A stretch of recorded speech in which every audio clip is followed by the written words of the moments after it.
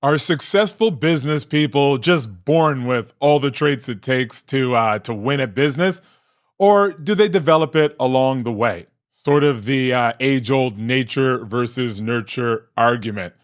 Well, growing up, I definitely thought that you needed to be born in a specific location with a specific intelligence and have access to a certain group of people. And maybe that was true, specifically before the information age and before the internet connected us all. But after working with over 600 CEOs, I've noticed that there are three particular traits that all of the uber successful business leaders have. And the good news is that they are traits that you absolutely can develop no matter where you start on the kind of genetic spectrum there. Okay, so what's the first one? What is the first trait that I've noticed that the most successful business people have? The first one is they do not require clarity to act. I'll say it a different way. They will move and take action on something before they know whether it is the best thing to do, whether they know that it's the best way to do it. They do not let the fact that they don't have all of the aspects and diagrams and outcomes ahead of time stop them from acting. And this is so important because if you are fundamentally someone who needs to be told what to do, when to do it, and how to do it before you take action, well, then having a job is best for you because they'll tell you when to show up, what to wear, what to say. That's a job. But if you want to generate massive income, if you want to be successful in business, you have to be willing to run before you know the direction that you should run in. You have to be willing to sprint before you know how long you will be running. And that's the first thing that I've noticed for people that are super successful in business is they get the clarity after they take action.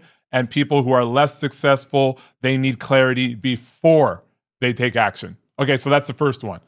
The second one is they can put up with boring work without chasing shiny things.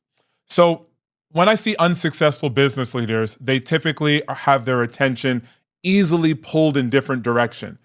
Here's a new idea. Here's a new sales platform. Here's a new person I can hire.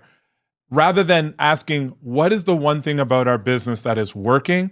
And can I monotonously, repetitively improve that one thing until it can't be optimized any further? So what would the trait be? The trait would be discipline. The trait would be self-control and the ability to focus on something hard over a long period of time without convincing yourself that you should be doing something else. So that's definitely the second trait is, can I stick with something hard even when there's shinier options around? The most successful business people can. The third one is probably the most important beyond business and being successful in life, and I'm going to call that grit.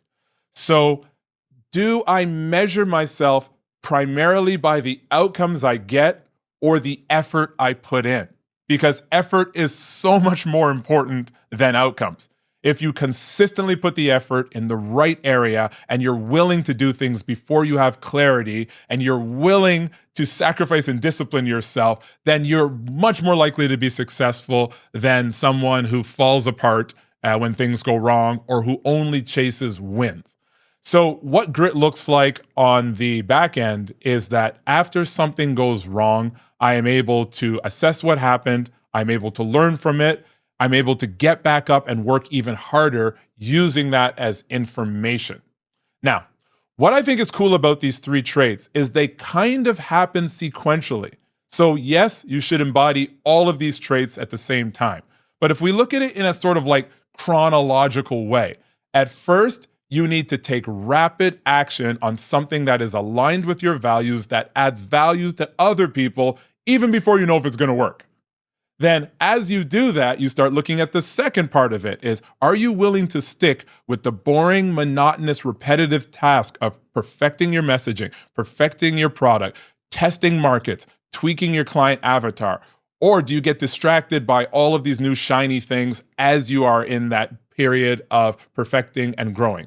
And then when things go wrong or things go right, do you have the self-efficacy and the grit to be able to say, look, I am going to get back up. I am going to keep going. Because whether I had a great outcome or whether I had a horrible outcome, the most important thing is the effort I put in. and how true I am to the process of building this in a way that is strong, is sustainable, and a way that is beautiful. I think if I had to add one thing to all of that is all of these traits can be acquired. You may naturally be someone who is a little bit anxious about trying new things, but you can practice that. I was a very shy kid. I was a very poor speaker, a public speaker growing up. First time I got on stage, I had written everything out and I just had to read it. Man, I ended up mumbling for 3 minutes and I just ran off stage. But now today, I've actually done a TED Talk and I am quite comfortable speaking in front of 1,000 people because I have done it dozens and dozens of times. So yes, those first 30, 40 times getting on stage, I was an absolute mess. But many people would say, oh, okay, well, you're just a gifted natural speaker. Not true at all. I worked really hard at it and I was willing to be horrible at it because I knew that the process of getting better is more important than the outcome of getting better. So if you're discouraged or if you have one or two of these traits, now at least you can work on the parts of yourself that will help you become not just the business leader and have the outcomes you want financially, but also build yourself into the best person you can be. Because the truth of the matter is, you do not get $1 million. You don't build a business that gets $1 billion. You build yourself into the type of person that can create systems and outcomes for millions and billions of dollars. So it's always you against you. What do you think?